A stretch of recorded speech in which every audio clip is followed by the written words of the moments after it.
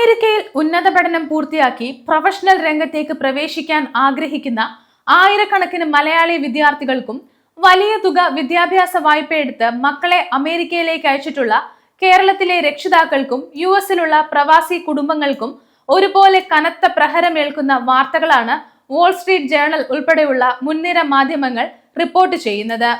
അമേരിക്കയിലെ സർവകലാശാലകളിൽ നിന്ന് ബിരുദവും ബിരുദാനന്തര ബിരുദവും പൂർത്തിയാക്കുന്ന അന്താരാഷ്ട്ര വിദ്യാർത്ഥികൾക്ക് ബിരുദാനന്തര തൊഴിൽ അനുമതി അഥവാ ഓപ്ഷണൽ പ്രാക്ടിക്കൽ ട്രെയിനിംഗ് വഴി യുഎസിൽ ജോലി ചെയ്യണമെങ്കിൽ $1,00,000 അഥവാ കേവലം ഒരു വിദ്യാർത്ഥിക്ക് ഏകദേശം 85 ലക്ഷം മുതൽ 90 ലക്ഷം രൂപ വരെയുള്ള പ്രത്യേക ഫീസ് ചുമത്താനുള്ള അതീവ ഗുരുതരമായ ഭേദഗതികൾ US department of homeland security ആലോചിച്ചു വരികയാണ്. ട്രംപ് ഭരണകൂടം തങ്ങളുടെ പുതിയ ഇമിഗ്രേഷൻ നയരേഖകളുടെ ഭാഗമായി വിഭാവനം ചെയ്യുന്ന ഈ ഭീമമായ നിരക്ക് വർധനവും അമേരിക്കൻ IT തദ്ദേശീയ തൊഴിൽ സംരക്ഷണ നയങ്ങളും മലയാളി വിദ്യാർത്ഥികളുടെ കരിയറിനെയും വിസ പ്രതീക്ഷകളെയും ഏത് രീതിയിലാണ് ബാധിക്കാൻ പോകുന്നത് എന്നാണ് നമ്മൾ ഇന്ന് വിശദമായി നോക്കുന്നത്. അമേരിക്കൻ ഇമിഗ്രേഷൻ വ്യവസ്ഥകളിൽ F1 സ്റ്റുഡന്റ് വിസയിൽ പഠിക്കുന്ന ഏതൊരു വിദേശ വിദ്യാർത്ഥിക്കും കോഴ്സ് പൂർത്തിയായ ശേഷം തങ്ങൾ പഠിച്ച മേഖലയിൽ പ്രായോഗിക തൊഴിൽ പരിചയം നേടുന്നതിനായി അനുവദിക്കപ്പെട്ടിട്ടുള്ള ലീഗൽ വർക്ക് പെർമിറ്റ് ആണ് OPT അഥവാ ഓപ്ഷണൽ പ്രാക്ടിക്കൽ ട്രെയിനിങ്. സാധാരണ കോഴ്സുകൾ പൂർത്തിയാക്കുന്നവർക്ക് 12 മാസത്തെ OPTയും സയൻസ്, ടെക്നോളജി, എഞ്ചിനീയറിംഗ്, മാത്തമാറ്റിക്സ് എന്നീ STEM കോഴ്സുകൾ പൂർത്തിയാക്കുന്ന ഉദ്യോഗാർത്ഥികൾക്ക് അധികമായി 24 മാസത്തെ STEM OPT എക്സ്റ്റൻഷനും ഉൾപ്പെടെ ആകെ 36 മാസം അഥവാ 3 വർഷം അമേരിക്കയിൽ നിയമപരമായി ജോലി ചെയ്യാൻ ഈ സംവിധാനം അവസരമൊരുക്കുന്നു. നിലവിൽ 4.5 ലക്ഷത്തോളം വരുന്ന വിദേശ വിദ്യാർത്ഥികളാണ് ഈ പദ്ധതി പ്രകാരം യുഎസിലെ പ്രമുഖ ടെക്നോളജി കമ്പനികളിലും ബാങ്കിംഗ് സ്ഥാപനങ്ങളിലും ഹെൽത്ത് കെയർ മേഖലകളിലും സേവനമനുഷ്ഠിക്കുന്നത്.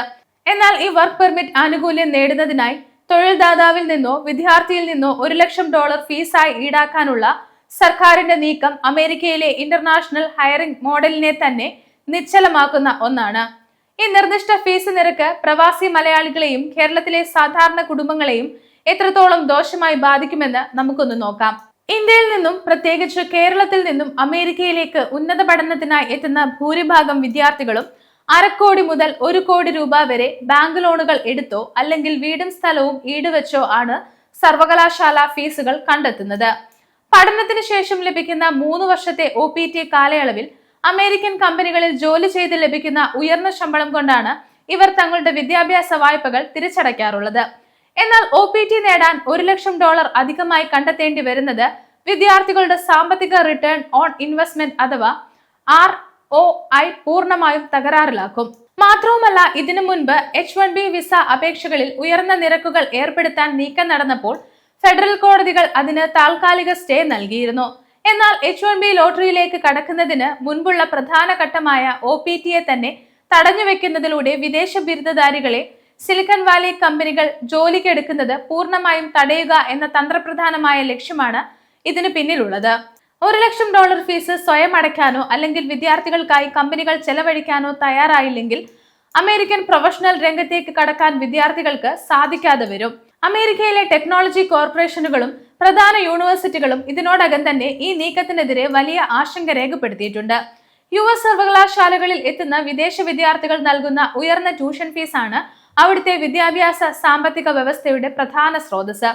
ബിരുദത്തിന് ശേഷം അമേരിക്കയിൽ ജോലി ചെയ്യാൻ അവസരം ലഭിക്കില്ലെന്ന് വന്നാൽ വിദേശ വിദ്യാർത്ഥികൾ US യൂണിവേഴ്സിറ്റികളെ ഉപേക്ഷിച്ച് കാനഡ, UK, ഓസ്ട്രേലിയ അല്ലെങ്കിൽ യൂറോപ്യൻ രാജ്യങ്ങളിലേക്ക് തങ്ങളുടെ ഉപരിപഠനം മാറ്റാൻ നിർബന്ധിതരാകും.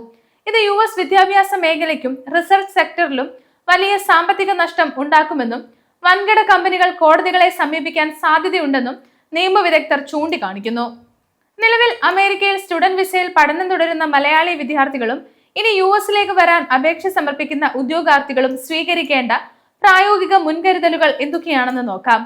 ആദ്യമായി ഇത് ഭരണകൂടത്തിന്റെ ആഭ്യന്തര നയരേഖയായി ചർച്ച ചെയ്യപ്പെടുന്ന ഘട്ടമാണെന്നും പൂർണ്ണതോതിൽ പ്രാബല്യത്തിൽ വരുന്നതിന് മുൻപ് നിരവധി ഫെഡറൽ റിവ്യൂകളും കോൺഗ്രസിൽ വിലയിരുത്തലുകളും നിയമപരമായ വെല്ലുവിളികളും നേരിടേണ്ടി വരുമെന്നും മനസ്സിലാക്കി പരിഭ്രാന്തി ഒഴിവാക്കുക. എന്നാൽ കേവലം ഒറ്റ പ്ലാനിനെ മാത്രം ആശ്രയിക്കാതെ ബദൽ പദ്ധതികൾ മുൻകൂട്ടി കാണേണ്ടത് അത്യാവശ്യമാണ്. രണ്ടാമതായി, അമേരിക്കയിൽ പഠനം പൂർത്തിയാക്കുന്ന വിദ്യാർത്ഥികൾ തങ്ങളുടെ CAPT സൗകര്യങ്ങൾ കൃത്യമായി പ്രയോജനപ്പെടുത്തുകയും പഠന കാലയളവിൽ തന്നെ ഉയർന്ന നിലവാരമുള്ള വെരിഫൈഡ് കമ്പനികളുമായി പ്രൊഫഷണൽ ബന്ധങ്ങൾ സ്ഥാപിക്കുകയും ചെയ്യുക. മൂന്നാമതായി, അമേരിക്കൻ പഠനത്തിനൊപ്പം കാനഡ എക്സ്പ്രസ് എൻട്രി അല്ലെങ്കിൽ യൂറോപ്യൻ രാജ്യങ്ങളിലെ സ്കിൽഡ് വർക്കർ വിസ പാതകൾ ബദൽ മാർഗങ്ങളായി പ്ലാൻ ചെയ്തു വെക്കുക.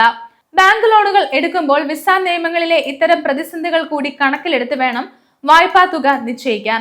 അമേരിക്കയുടെ കുടിയേറ്റ തൊഴിൽ നയങ്ങൾ അതീവ കടുപ്പമേറിയതും പ്രതികൂലവുമായ ഘട്ടങ്ങളിലൂടെ കടന്നുപോകുമ്പോൾ വിദ്യാർത്ഥികളും പ്രവാസി രക്ഷിതാക്കളും തങ്ങളുടെ വിസ സ്ട്രാറ്റജി മുൻകൂട്ടി തിരഞ്ഞെടുക്കേണ്ടതുണ്ട്. ഡിപ്പാർട്ട്മെന്റ് ഓഫ് ഹോംലാൻഡ് സെക്യൂരിറ്റിയുടെയും USCISന്റെയും ഔദ്യോഗിക ഗവൺമെന്റ് നോട്ടിഫിക്കേഷനുകൾ മാത്രം പിന്തുടരുക. വിദേശ രാജ്യങ്ങളിലെ ഇമിഗ്രേഷൻ വാർത്തകളും വിസ നയങ്ങളും തൊഴിൽ അവസരങ്ങളും കൃത്യതയോടെ അറിയാൻ ഗ്ലോബൽ സമയം സബ്സ്ക്രൈബ് ചെയ്യുക. ഒപ്പം നിങ്ങളുടെ അഭിപ്രായങ്ങൾ താഴെ കമന്റ് ചെയ്യുക.